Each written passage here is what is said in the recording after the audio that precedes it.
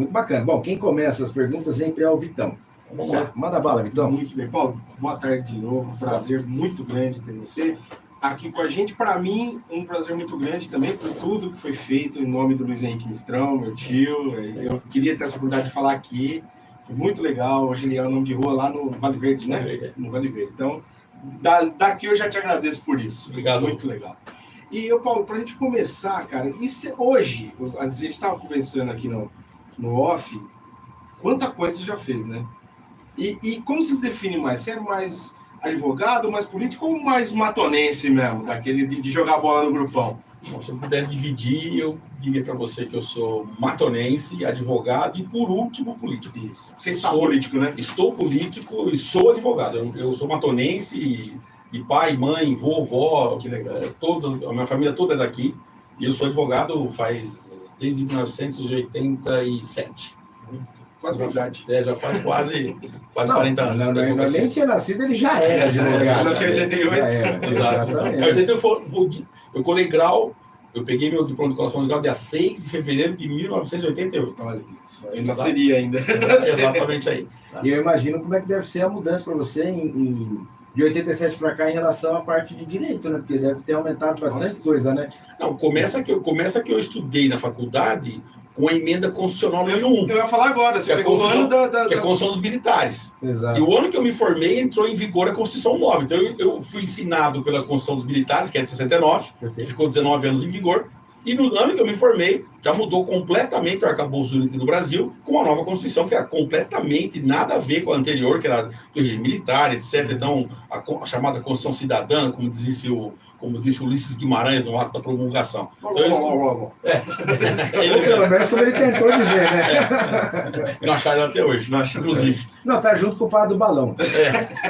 Provavelmente. Elvis Presley, Ulisses Guimarães e o padre do balão. É o padre do balão. E você pegou bem a nova, né? A que rege hoje o Brasil, né? Exatamente, foi remendada e emendada muitas vezes desde lá. Mas era a Constituição Nova, né? Paulo chegou em casa e jogar esses livros fora. Né? Não, e não só isso, né? Porque em 2002 mudou o Código Civil. Foi, verdade. Mudou o Código de Processo Civil. Então, quer dizer, todas as mudanças e outras. A legislação mudou absolutamente quase tudo. A estrutura da Constituição... Mas mudou. Aproveitando a sua experiência como advogado e o ensejo, você acha que essas mudanças foram para burocratizar mais ou foi para melhorar mesmo? Porque algumas a gente sabe que é meio para deixar mais burocrático, talvez. Ou seja, porque eu não sou advogado, estou perguntando... De leigão. O que eu digo é assim, a Constituição ela tem algumas passagens hilárias. Uma das passagens mais hilárias é quando ela se refere ao salário mínimo. Sim, tá? Isso é hilário até hoje. Que ela fala que o salário mínimo... O valor já é hilário. Isso independe disso. Agora ela fala que você tem que prover que o salário mínimo é moradia, educação, saúde, habitação... Já acabou. Já acabou. Então, acabou no segundo que você falou. Como nós vivemos em 1964, independentemente de qualquer tipo de posicionamento político em relação a isso. De 64 a 88, nós fizemos um regime militar. Então, em 85 e a mudança de 88. As liberdades individuais e coletivas eram extremamente restritas. Você não tinha liberdade de opinião, você não tinha liberdade de nada. Quando veio a Constituição Nova, a abertura foi absolutamente total. Então, criou-se centenas de milhares de direitos e os deveres ficaram um pouco mitigados. A gente pode dizer que foi um momento de ruptura mesmo? A palavra pode ser essa, né? Com certeza. Ruptura total, né? Foi. Em 85 teve a virada, a abertura, né? Depois da eleição presidencial, que mudou o Brasil, né? A gente tem muita gente que viveu, nasceu e morreu sem votar. Sim. A última eleição foi em 63, se eu não me engano. O cara que morreu antes dos 25 anos. Sim. Foi o Jango que foi depois? Jango. Era a chapa. O Jango renunciou em 71. E aí depois depuseram o João Goulart. Exatamente. Entrado Café Filho, Costa Silva. Depois foi ajudou militar, né? Já foi Ademarker, mais 2 militares. Mas ao que consta pela história, ele já entrou com um mandato vencido, né? O João Goulart. Sim, o João Goulart, sim. Porque era de esquerda, né, na época, né? E nós vimos um regime totalmente de direita, e onde a esquerda não tinha nem vez nem voz, né? Então, a força que tem hoje, né? Basicamente. Exatamente. Você falou da Constituição, é legal. A gente às vezes vai estudar para um concurso, alguma coisa assim, né? E aí tem lá, né, matérias para estudar. Então você tem que estudar a Constituição, algumas leis. Você vai ler, tá tudo rabiscado. Toda rabiscada. Eu estudo isso aqui ou não? Tem muita emenda, né? Tem muitas emendas, eu não sei que número de emenda que nós estamos, então toda vez que tem uma mudança no sistema político-econômico, eles tem que ser feito por emenda à Constituição. Então, a emenda entra em vigor e o texto antigo sai em vigor. Então, você tem que estudar a versão consolidada, a versão com a redação atual. Assim sem os rabiscos, né? Assim como acontece com a lei orgânica. Você pega na saída da Câmara, por exemplo, tem a lei orgânica original, que foi feita em 90, que também veio da Constituição.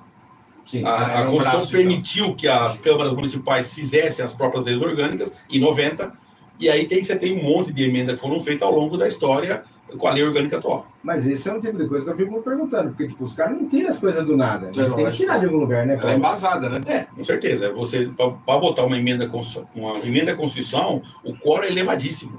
Se eu não me engano, são 2/3 do Congresso. Você tem 513 deputados, mais 81 senadores, você tem que ter um bando de gente votando, porque senão vira bagunça, né? Por exemplo, para trazer para cá, eu lembro que eu até acompanho, algumas vezes eu pude estar lá e você... Ele é um cara que ele explica tudo. Tipo, isso aqui acontece por conta disso, tem a lei orgânica, não sei, você vai explicando e vai falando. Mas é necessário, né? E é necessária essa explicação que nem sempre se tinha. Muitas vezes aquilo ali era colocado ali e as pessoas estavam ali sem entender muito.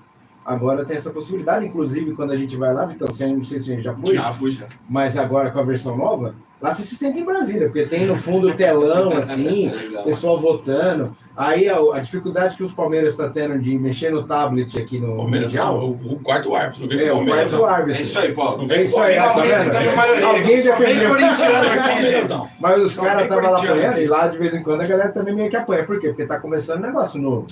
Que é muito legal essa modernização. Mas é muito bem evoluído, nós temos visto as últimas 3 ou 4 sessões, a coisa flui muito rapidamente.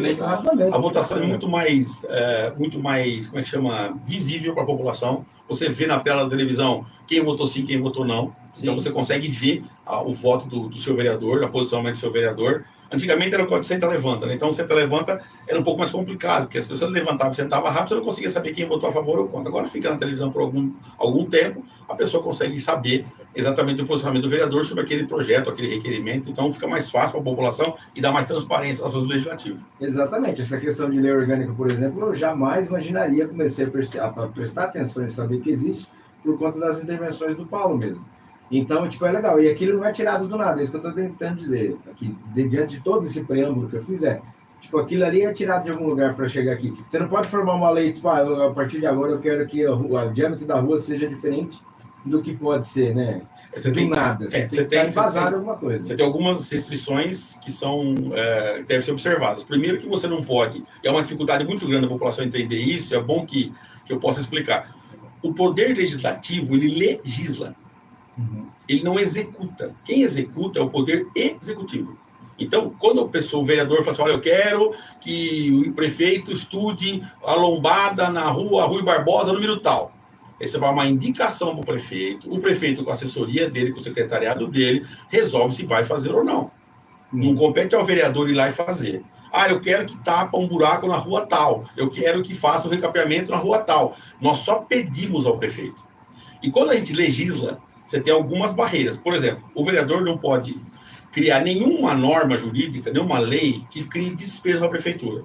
Você disse agora um exemplo que falou, eu quero que a rua que tem 8 metros passe a ter 10 metros. Isso significa desapropriação, significa despesa, significa custo. Portanto, eu não posso fazer isso. Eu posso pedir ao prefeito, estude a possibilidade da rua tal ter 10 metros e não 8 como tem hoje. Então, é diferente as coisas. Então, as pessoas pensam, assim, o vereador não faz nada. Não é que o vereador não faz nada. Nós temos uma limitação. Então, e a lei orgânica é o nosso maior limitador. Eu não posso fazer nenhuma lei que atinja ou ofenda a lei orgânica. Eu posso propor uma emenda à lei orgânica, modificando o texto da lei orgânica. Então, essa é uma grande diferença que é da população. Mas eu pedi para tapar o buraco, o vereador... Não, o vereador pediu para o prefeito. Não estou jogando a responsabilidade do prefeito, mas a ele atribuída essa responsabilidade, a assessoria dele. Quer dizer, ele tem, a cobertura é curta, vai tampar aqui, vai tapar lá, decisão administrativa dele, entendeu? Inclusive a parte de legislação justamente é para avaliar se está tudo certo o que ele está fazendo, né? Não, justamente, não o oposto. Né? E o papel da Câmara também é um papel de fiscalização. Nós temos o papel de legislar e fiscalizar. Mas a gente pode dizer, nesse caso, que o vereador, para a população, é o linha de frente, né? É nele que a população vai, né? Exato, porque uma vez eu vi uma pessoa falar, eu não lembro quem foi que falou, ninguém vive no país e ninguém vive no estado. Vive na Ok? cidade. Nós vivemos na cidade. Então, Isso. quem são os representantes da cidade? É o prefeito, são os vereadores, são os secretários municipais. Isso. Esses são fáceis de você encontrar. E às vezes nós somos cobrados por alguma coisa que não depende da gente.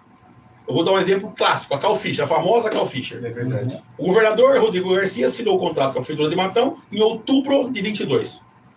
Sim. Quase 3 Estive anos. lá, falei com o chefe do DR, que é o Coronel Codelo, outros vereadores foram, falando com todo mundo. Só que as pessoas cobravam a gente. Sim. Só que é uma obra do Estado. Nós dependemos do repasse do Estado.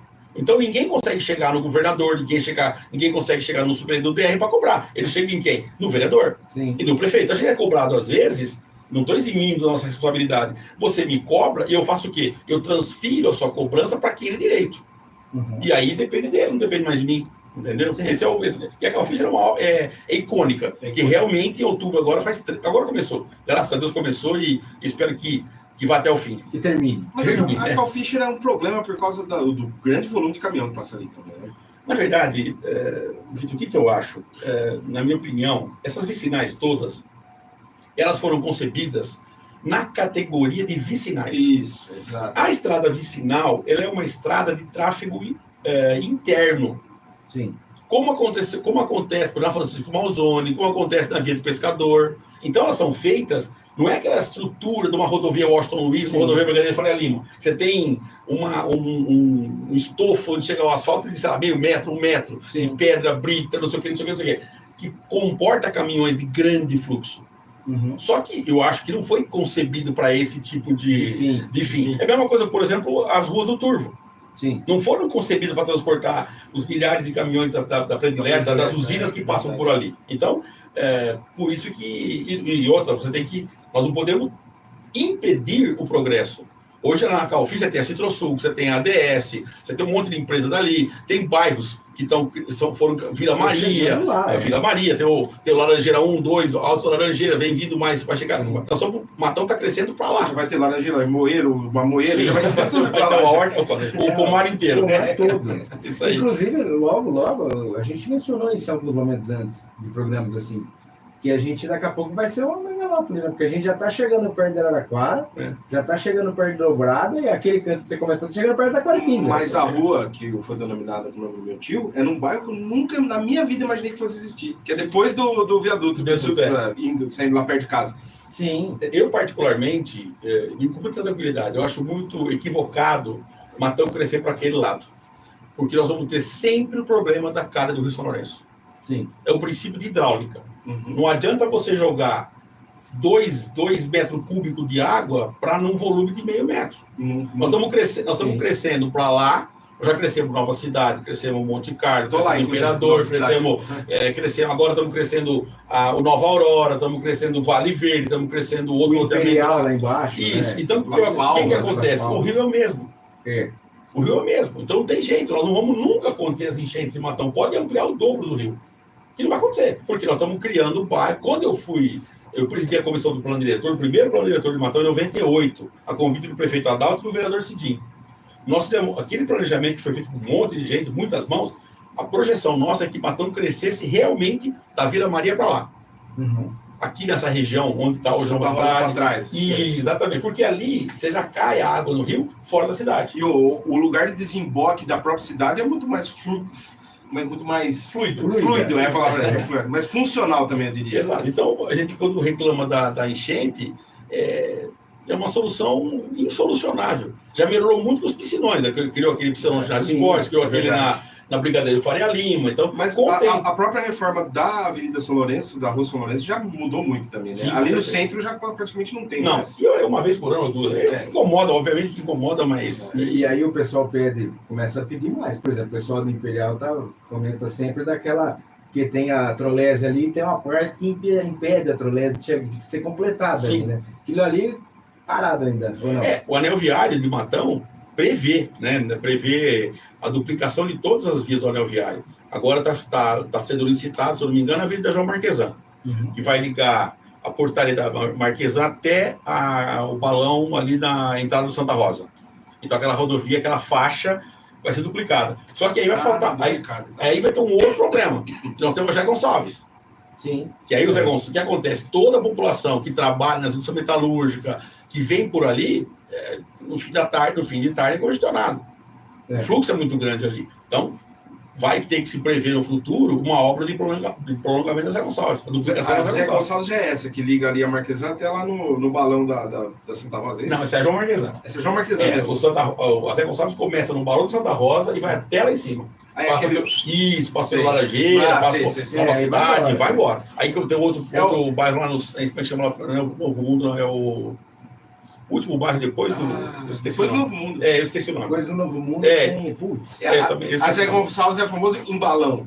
Não é em balão? Exatamente. É igual tem atrás da Matinha, né? Exatamente. Então você vai duplicar uma parte. Entendi. E agora a Trolese tem planos para a famosa subida lá em direção ao Bosque. Aquilo tem que duplicar, que falta uma faixa ali. Falta uma faixa da Antônio Gorgatti, que ficou parada ali no loteamento novo. Ali o senhor trabalhava ali pertinho. No quintal da Quinta da Boa Vista, tem um trechinho que falta duplicar. Então, o planejamento é fazer isso, mas é muito caro. Essa trecho da Zé Gonçalves vai custar mais de 15 milhões de reais. Né? E agora vai ter a pavimentação do Turvo também, que a gente conseguiu uma emenda um recurso do Baleia Rossi, que já chegou em Matão. São 4,5 milhões para duplicar a rodovia, a via predileta. Porque o Turvo é um lugar, o Turvo é encravado, né? Só tem uma saída. O Turvo é encravado. Só tem pela line fence. Infelizmente tivemos um acidente bem trágico, né? Naquela... Então, na Laerte Mendes, uma vez que a ponte foi danificada por uma chuva forte, o pessoal do Turvo tinha que sair pela estrada de terra.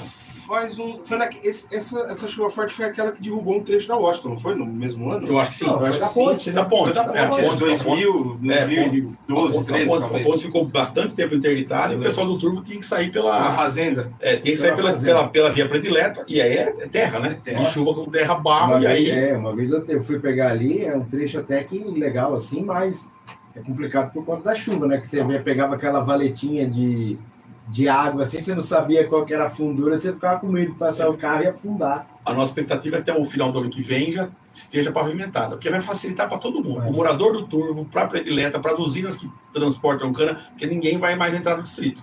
Vai sair tudo pela via predileta. Exatamente. Então você vai ter aí o fluxo de caminhão menor, incomoda menos o morador do Turvo e preserva mais o asfalto. Maravilha. Fazendo um ponto de vírgula, a gente vai seguir nessa atuada, mas só para fazer aquela pergunta clássica aqui do programa, quando você não está no escritório, você não está na Câmara, você não está dando aula... Ou não está jogando bola. Ou você não está jogando bola. Dando bola, não esquece, nunca mais. Onde é que a gente te acha? Qual que é o seu refúgio? Lógico que você não vai contar, porque senão os caras vão começar a te encher o saco e tá no refúgio, né? Não, cara, na verdade é o seguinte... O que você faz? Você lê, você ouve música? Primeiro que eu sou muito acelerado, então eu trabalho bastante tempo, então no fim de semana também. Normalmente, no final de semana, quando meus filhos estão em Matão, um mora aqui, outro mora fora. Quando eles estão em Matão, eu estou com eles.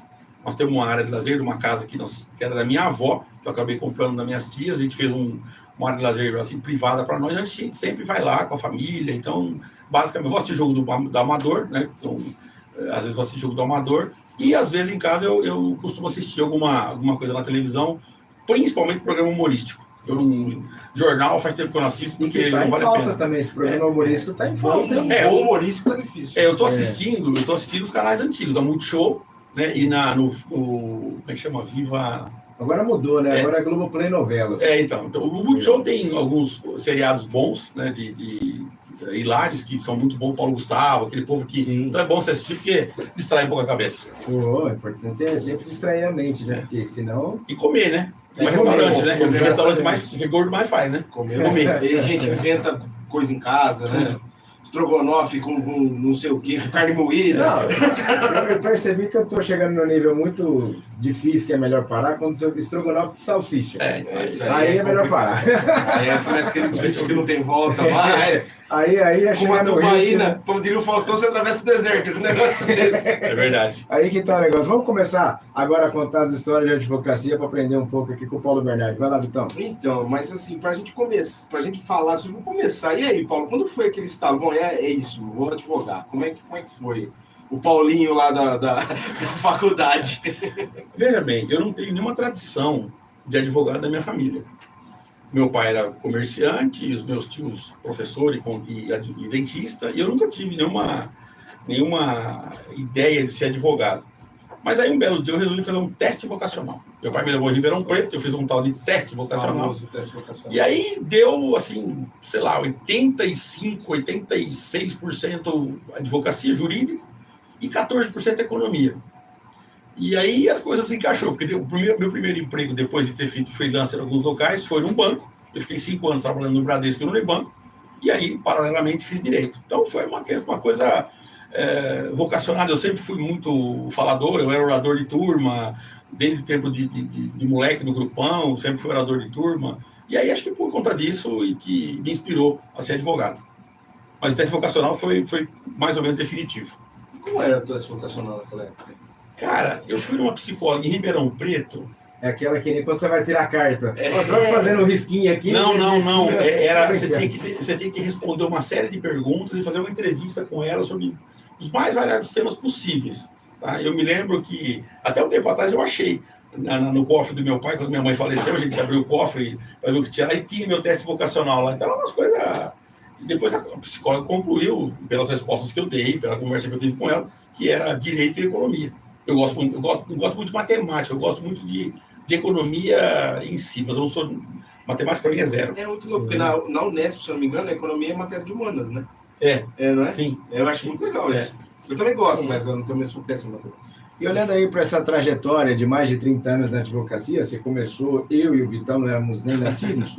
Você já imaginava que ia trilhar tanto caminho até se especializar numa área que é tão específica? Você se especializou em direito médico? Direito médico, isso. Que legal isso. Cara, assim, a minha carreira tem grandes situações que ocorreram que foram coincidências felizes, né? Eu tinha muita amizade com o doutor Adair Pedro, saudoso Adair Pedro Sabiá, e por conta de... Primeiro eu fiz estágio com o doutor Luiz Fernandes, com o Pelanca, que é meu grande professor, e até hoje eu rendo minhas homenagens a ele. E depois, com o doutor Adair Pedro, eu fui mais ou menos vinculado a uma área empresarial. Ele foi nomeado, na época da recuperação judicial, na época era concordata da Filtrópicos, e eu comecei a ajudá-lo na área empresarial, e aí começamos a advogar para algumas empresas, e fui construindo minha carreira mais na área empresarial, voltado para a advocacia de empresas. Então, o meu escritório, até o ano passado que eu estava advogando, agora eu tenho um impedimento legal da OAB, meu filho, o neto está lá no meu lugar, mas era vinculado à questão de empresas. Agora, como eu cheguei onde eu cheguei, eu só agradeço a Deus, porque foi Deus mesmo, entendeu? Eu sempre fui muito crente e entreguei sempre a Deus a minha carreira, e ela foi, eu posso reconhecer sem nenhuma dúvida que foi uma carreira bastante vitoriosa. São quase 40 anos de direito e passei por muitas e poucas e boas, com certeza. Que legal isso, né? E é muito legal. Eu acho que seria até uma ignorância da minha parte, mas eu nunca tinha ouvido falar em direito. Acho que já inconscientemente sim, mas o nome direito médico eu nunca tinha ouvido falar. Eu imagino que seja um... Eu não imaginava que tinha tantas secções dentro do direito. É isso, né? Eu acho que é um negócio cheio de desafio, não? É desafiador, perdão. Na verdade é o seguinte, é como a medicina. A medicina, antigamente, você tinha clínico, cirurgião e... Anestesista, acabou. Aí começou a dividir em subespecialidades. Hoje você tem, sei lá, 200 especialidades médicas. No direito é a mesma coisa. No direito você tinha o direito civil e o direito penal. Ou você era advogado criminal, ou você era advogado civil. E fazia tudo clínica geral. Tá? Aí começou a virem as divisões. Sim. Aí veio direito médico, direito agrário, direito trabalhista. Porque o trabalhista, Vitor e Felipe, ele era primeiramente julgado pelo juiz civil da comarca de Matão. Então, o trabalhista era civil. Depois que criou-se a justiça especializada. Aí você tem o direito consumidor, você tem direito agrário, direito previdenciário, direito do agrobusiness, você tem 50 tipos de direito. E aí você criou-se subespecialidades. E como eu sempre tive uma vinculação com o hospital, por conta de prestar serviço ao hospital, que também faz mais de quase 30 anos que o meu escritório presta serviço ao hospital, eu comecei a desenvolver a vontade de fazer direito médico. E aí achei uma pós-graduação em Ribeirão Preto, na Barão do Mauá, todo sábado, durante 2 anos, e eu fiz especialização em Direito Médico e da Saúde. Então, é uma área que eu gosto muito, por conta da minha vinculação com o hospital, e eu me especializei nessa área, e tanto por conta dessa especialidade, eu dou aula na Uniara de Araraquara, para o 3º ano de Medicina, os 2 blocos, o bloco 5 e o bloco 6, justamente na área de ética e de direito médico. por conta da minha especialização. Que hora que você dorme, Paulo? Muito pouco.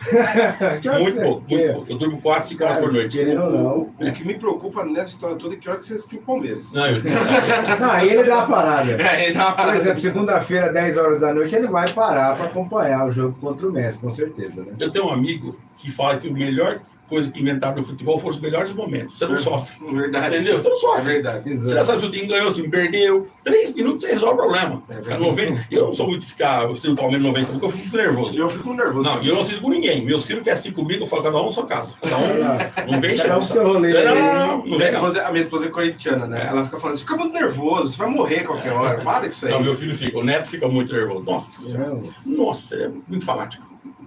Preocupação aí. Muito fanático. Bom, a gente vai começando agora a falar sobre o seu trabalho social, né? Uma coisa que a gente percebe na sua história, a gente acompanhando aí essa semana, a gente deu uma lida bacana, é essa pegada muito forte no social, tanto a PAI quanto a Concriamos, projetos para a infância.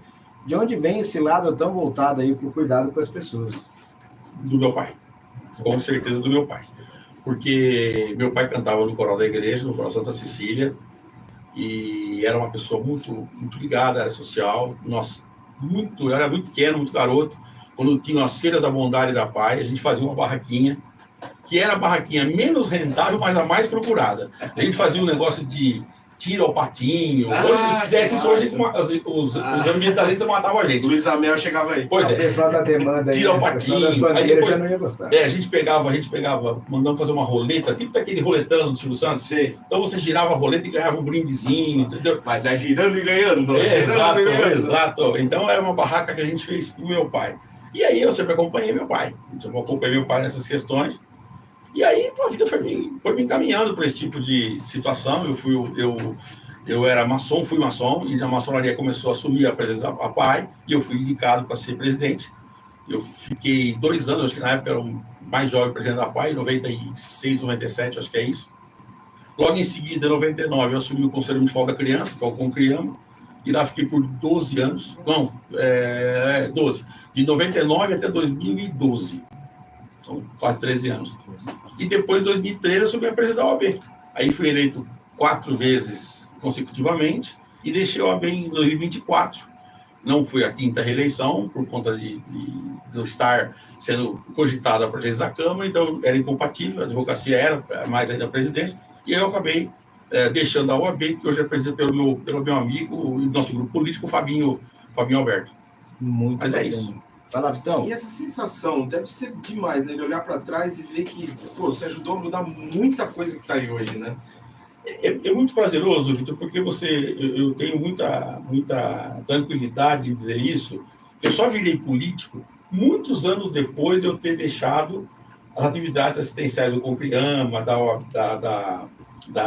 PAI, entendeu? Então, eu nunca tive... Quando eu presidi o Concriama, por exemplo, nós criamos as Casas do Pequeno Cidadão. Sim. Foi um projeto nosso, meu, que eu fui buscar em Marília, por conta de uma amizade do prefeito Jaime Gimenez com o prefeito Abelardo Camarinho, e nós criamos as Casas do Pequeno Cidadão, que, graças a Deus, as gestões que sucederam o Jaime mantiveram e agora estão ampliando. O prefeito Silvio Ferrari está fazendo uma outra casa na Alvorada, que vai ser a primeira casa, efetivamente, casa do Pequeno Cidadão, que as outras são locais alugados, mas é uma tendência... o prédio vai ser... próprio, exatamente, é o prédio público próprio. Então, esse projeto é um projeto muito legal, porque tira as crianças da rua No bairro em questão. no bairro em questão, mas no inverso da escola. Se a criança vai de manhã na escola, ela vai à tarde no Ele é projeto. extracurricular. Exatamente. Então, você tem a criança se alimentando, você tem a criança ficando em um ambiente sadio, seguro. É um projeto que me deixa muito feliz em ter liderado essa bandeira, de ter feito esse projeto Pequeno Cidadão. E aí fomos seguindo. Entendi onde você quis dizer que você só virou político bem depois disso. Você não alienou uma coisa a outra. Não, nunca. Eu não fiz trabalho social para ser vereador. Eu fiz trabalho social porque eu fui ser candidato a vereador por uma ordem do acaso. Eu nunca tive, não, eu quero ser, eu quero, desejo. Não, nunca teve isso. É que numa época, umas pessoas, principalmente da família Gali, que eu advogo há muitos anos, são do MDB, o Marquinho e o Gali me convidaram para ser candidato a vereador. E eu acabei indo e tudo que eu faço na minha vida é uma característica minha. Eu não pego nada para não fazer bem feito. Então, eu sempre fiz as coisas do meu ponto de vista. Eu recebo as críticas maior tranquilidade do mundo, mas eu nunca fiz as coisas pela metade. Eu sempre quis fazer a coisa bem feita, como eu fiz na PAI, no Concriama e na OAB. É que crítica eu acho que é uma coisa inerente, né? Infelizmente são coisas que a gente